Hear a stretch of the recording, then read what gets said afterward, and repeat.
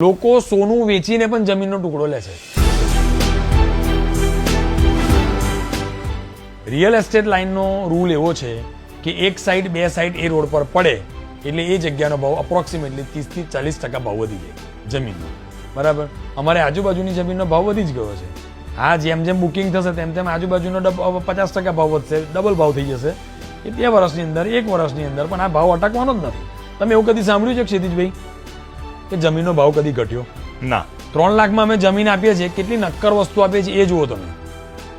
આજે જમીન છે 3 લાખમાં, લોકો સોનું વેચીને પણ જમીનનો ટુકડો લે છે, કારણ કે સોનું ચોરાઈ જાય. એસઆઈપી કે XYZ શેર માર્કેટ ડાઉન પણ જાય, અપ પણ જાય, પણ જમીન ડાઉન જવાના ચાન્સીસ એકદમ ઓછા છે, અપ જવાના ચાન્સીસ 100%, 200%, 500% છે.